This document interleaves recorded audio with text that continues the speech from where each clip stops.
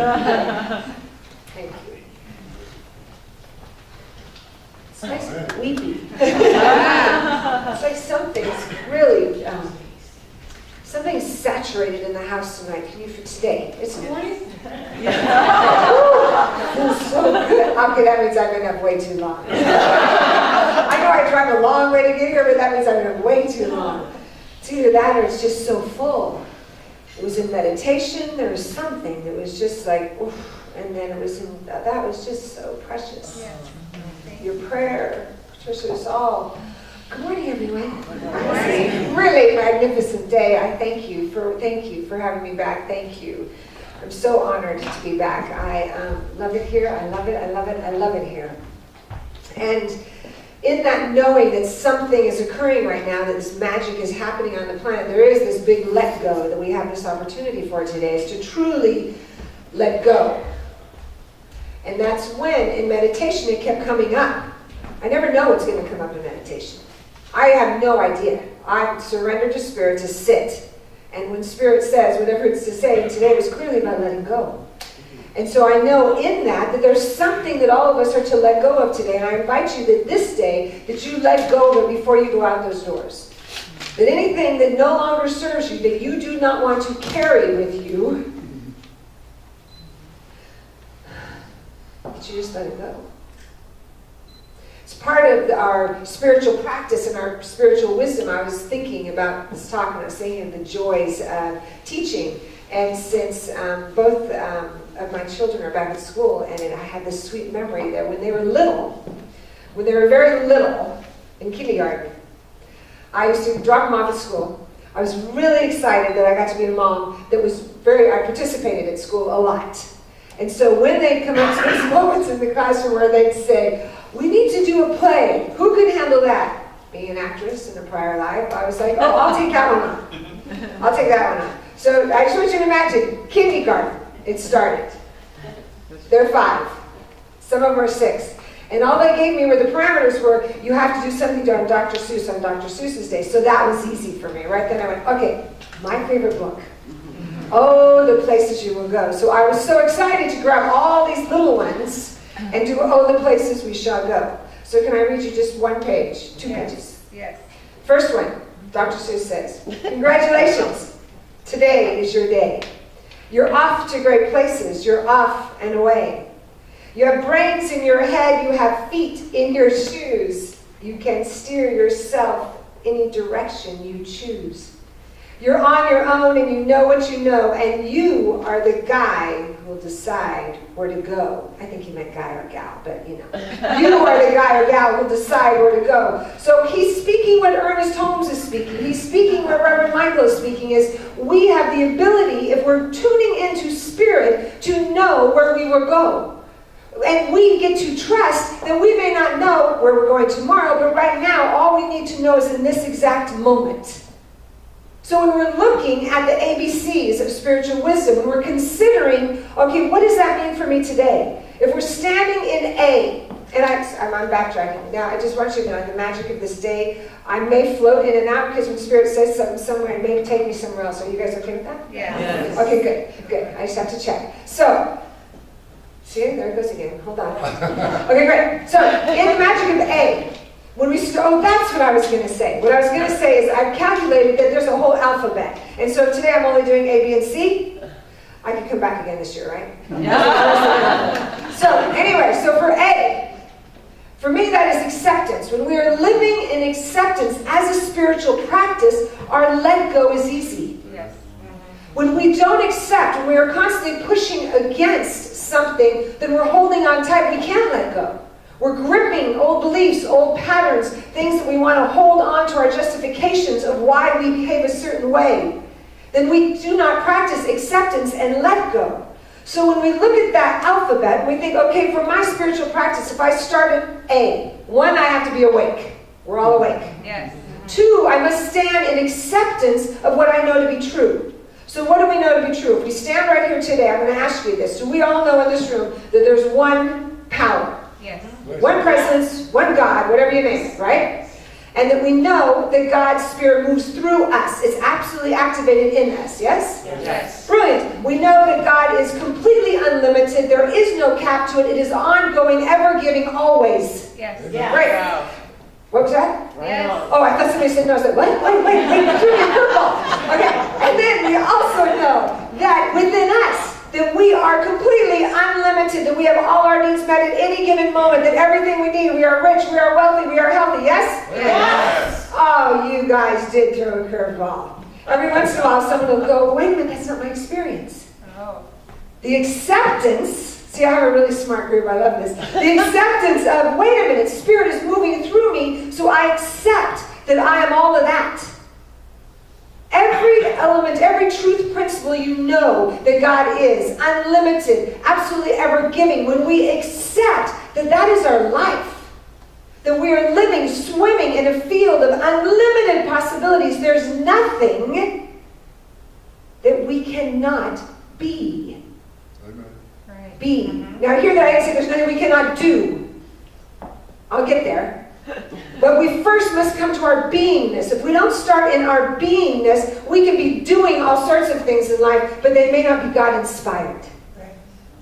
See, when we activate our doing nature from first coming from who am I being, which is why we cultivate our consciousness, it's why we meditate, it's why we pray, it's why we set intentions, it's why we practice forgiveness. So we're coming in our doing nature that we first are grounded in our being. That's why B comes before D.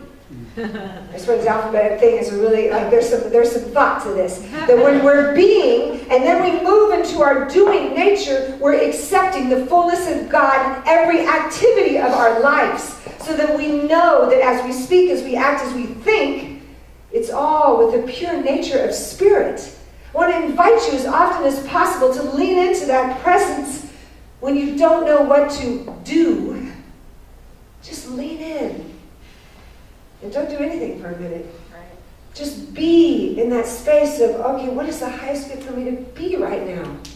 Yesterday when I was teaching a group, this wonderful group of individuals, it's always beautiful to know that you're supposed to come together and comes together. And this retreat, individuals came and they just melted into each other's arms, and there was a space that we were talking about our being nature. And when we started to look at what's possible that we can be today instead of doing anything, all of a sudden they started to accept each other on a whole new level of their being. Had nothing to do with their doing. So it didn't matter if this person over here had accomplished huge things in life in their mind, or this one had not. They were being. We're all in the field of can we be right here before we move into any space of doing. That's our level of acceptance. That power is moving through us at all times, always, always, always moving, and so that our being nature just naturally outpictures. I just offer that to you, that this week be in the place, who am I being? And when you start to get caught up in, did I get my to-do list done? Is everything done? Oh my goodness, I didn't get that. It starts going fast, right? Head starts going really fast. As you just take a moment and you tap your heart and come back into, what am I being right now? Am I being love? Am I being accepting? Am I practicing forgiveness? And am I radiating love? Or is my head calculated into what I didn't do today? Does this make sense? Yeah. That I just invite you to think of, okay, where am I being as I radiate that? That is our practice of acceptance, because then we're accepting that that unlimited nature is always ever giving to us. We will have what we need in every given moment if we just practice trust. Unstoppable faith. When I started to realize that in meditation, that wow, my breath. Just allow yourself to think that your breath is the deepening of trust.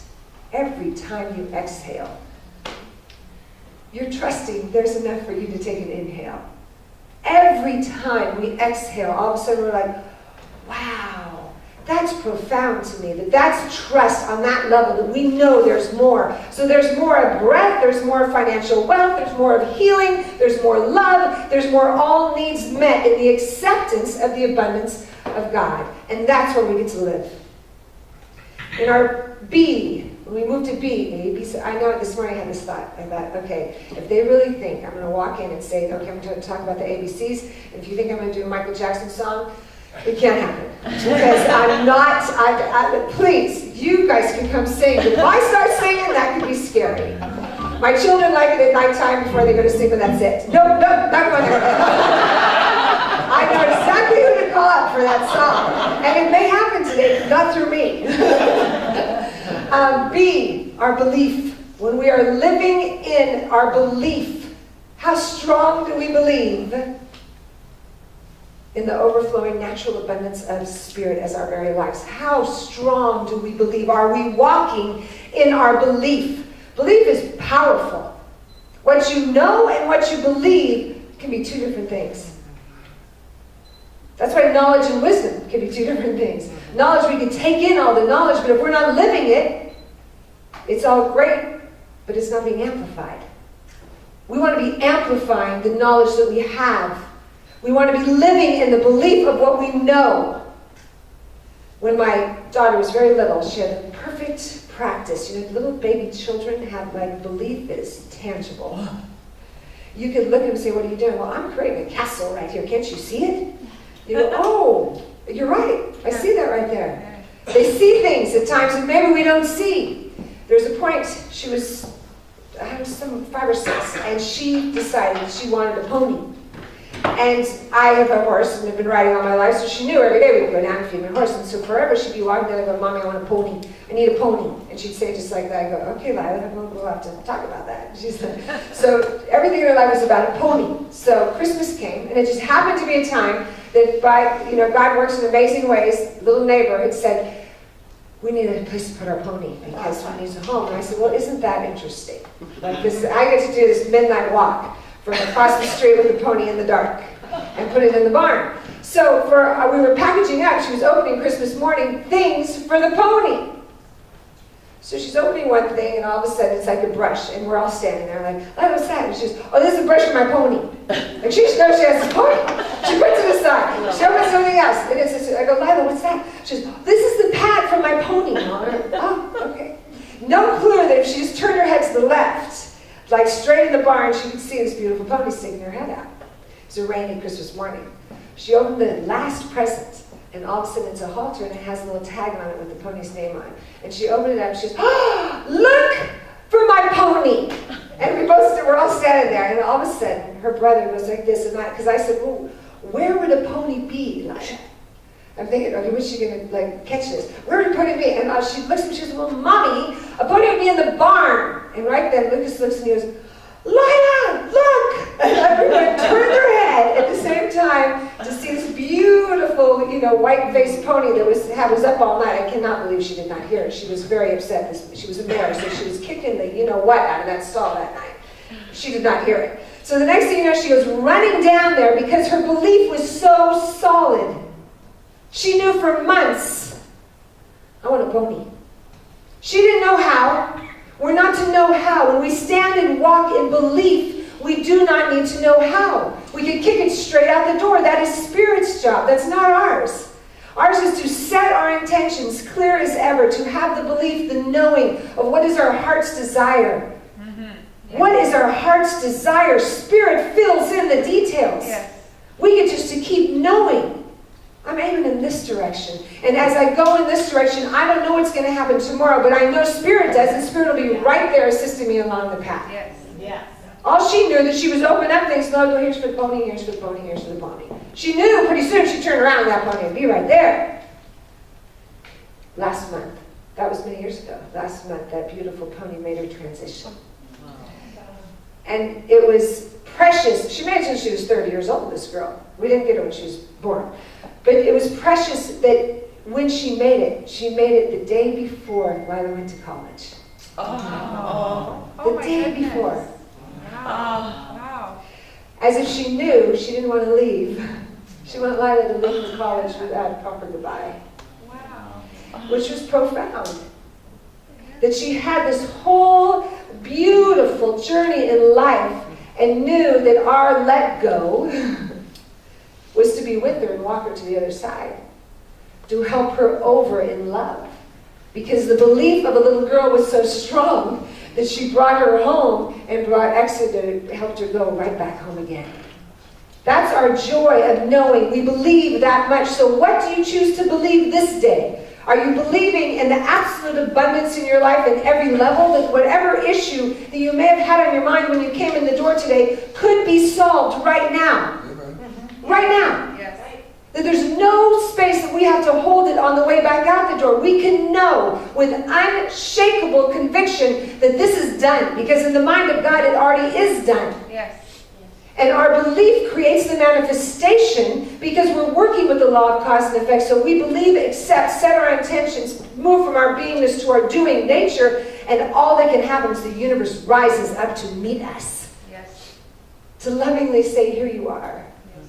I love you. You are a child of spirit. And we get to say thank you. Our belief, our acceptance brings us back to thank you, thank you. And then I will ask you to follow it right after your thank you with I accept this and I accept so much more. How often when someone blesses you with something do you say I accept this and so much more?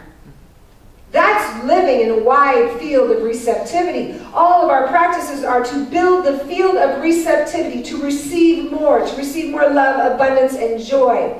So the next time someone looks at you and says, you are beautiful, you get to stand there and say, I accept this. And so much more. Somebody takes you to lunch. Somebody does anything for you. Just open that door of acceptance and belief that you continue to accept it and so much more, because that's all Spirit wants to do, is keep giving to you and giving to you and giving to you. Then when we move to C, we get to stand in clarity. I love clarity. Who else loves clarity in here? I love clarity. Who came to the intention workshop? We had some clarity that day, right? Yes. Yes. And when we'll do that again. And side notes, the intention workshop, oh my goodness, we had so much fun. Yes. I thank you all for being there, and I can't wait to teach a class here soon. I thank you both for Yes. asking. Yes. That's to be revealed, and I'm honored and thrilled, and it's going to be an off-the-charts class, and I can't wait. Yes. And so I'm taking one more side note before I get to see. Okay. Susie Lula's class will be brilliant. Susie and I graduated together, and we adore each other, and I highly suggest you're here with her as well, because she's amazing. So back to C, clarity. When we're standing in clarity and have an intention for clarity, we're calling forth our divine ask to Spirit, our divine acceptance to Spirit, because when we clearly say, my intention is to accept that this issue before me is solved with ease and grace, we have the clarity to say that, then Spirit has the joy in fulfilling it. When we do not state a clear intention, guess what happens? We kind of get muddled solutions that are coming to us. Have you experienced that before? When we think, oh, I didn't really ask, then if we're not asking with a clear request, we may get muddled answers coming back. So when we get very clear, like, okay, today, what is the clarity I'm asking for today? To be clear in my communication, to be open and available, to connect with my loved ones, to gain clarity on an issue at hand. When we ask for that, the answer will always come. Spirit, like I said, will fill in the details. But we must be so clear that our commitment is to connect with that space of God that is so tangible. Imagine if you woke up every morning with the clarity. Now hold on, I want to make sure I got this right, because it came to me this morning. To have a commitment that is so big that you are consciously connecting to God every moment and every breath. That your commitment to yourself is so big that you are choosing to consciously connect every minute to Spirit. How many of you have seen Avatar? You know that part? Love that movie, right? Do you know that part where I love, because when I think of consciously connecting, and I'm visual, where they go to the tree of wisdom, and they stand under the tree of wisdom, and they plug into it, and they just download like masses of it. We have that ability with every moment, every breath. We don't have to go to the tree of wisdom. It's within our souls. We just have to lean in and connect and have the clarity of our souls to know that commitment, that clarity that my priority is to connect to Spirit first and foremost before I do anything, that clarity is the most important thing to live by. Because then we are in a constant state of download. We're in a constant state of listening. And in that moment of clarity, we get to choose again if we've fallen and we've done something that we cannot realize how we got there. We just get to brush ourselves up and get back up on the road and do it again. I want to read to you something by Marianne Williamson, which I love that you picked up Marianne Williamson today too. I was like, oh, love that. She says, oh wow, I get it.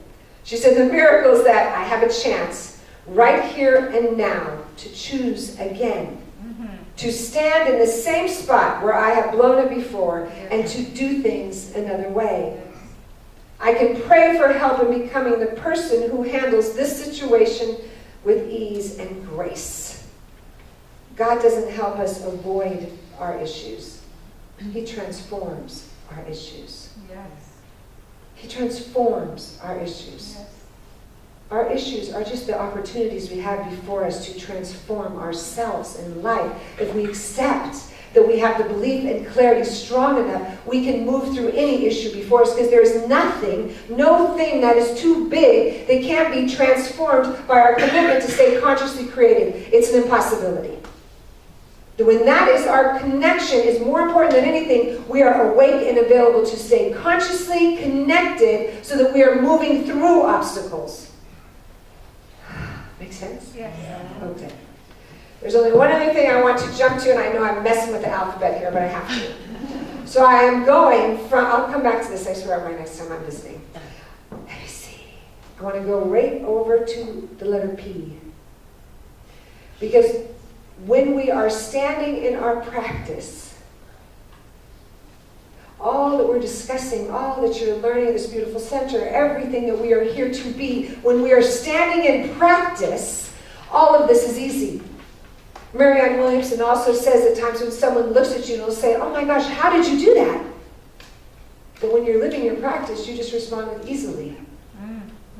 Easily. Because I'm not doing anything.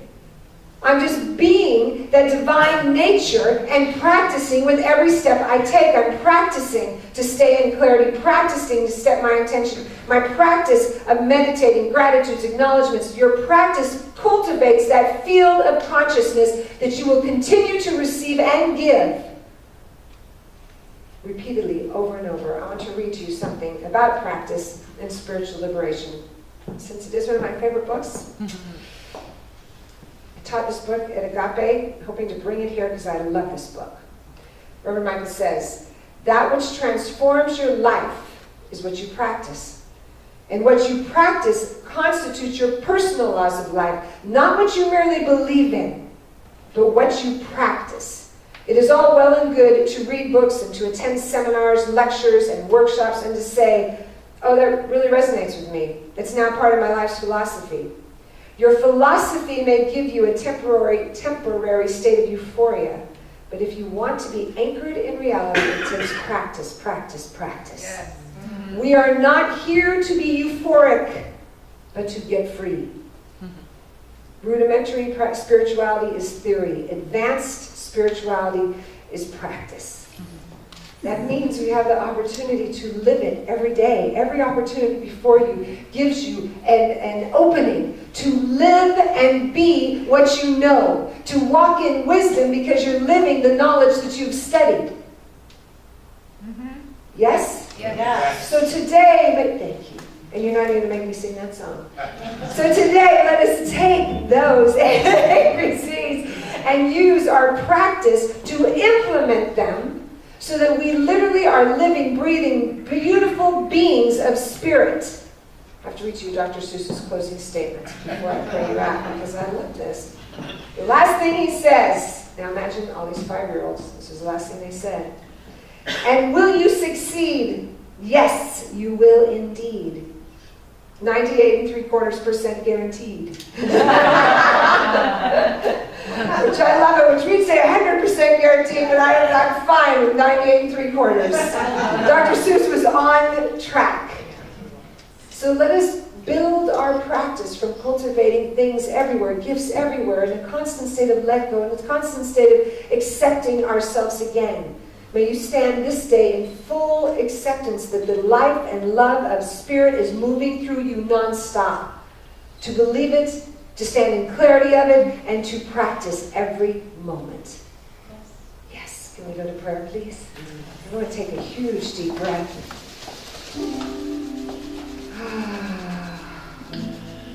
Wow.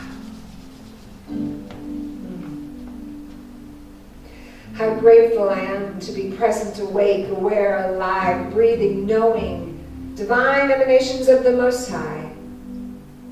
That God is I am presence, that is our lives, that is who we are, it is the movement that we are, the words, the action, the speaking, the being nature. That I stand in gratitude that it is being so activated as us on this day, that every individual in this room, every individual that can hear these words is expanding in this moment to live what they know, to stand in their practice, to accept that divine spirit is flowing through them. Their belief is solid, that they walk in the light of spirit with absolute clarity and knowing that all is not just well, but it is excellent, that our transformation is happening now because we stand anchored in truth, in love, and in peace. For each of us here, for each of us beyond these walls, around the globe, that we stand for love, we stand for peace happening in this moment, in this breath. We bless us all. I bless this gorgeous center. I bless Patricia, Jessica. I bless our beautiful artists. I bless life is expressed here in magnitude, and I'm eternally grateful for it. How good it is to be alive and anchored in our truth. Together, let us say, and so it is. Amen. Amen. Amen. Amen. Thank you.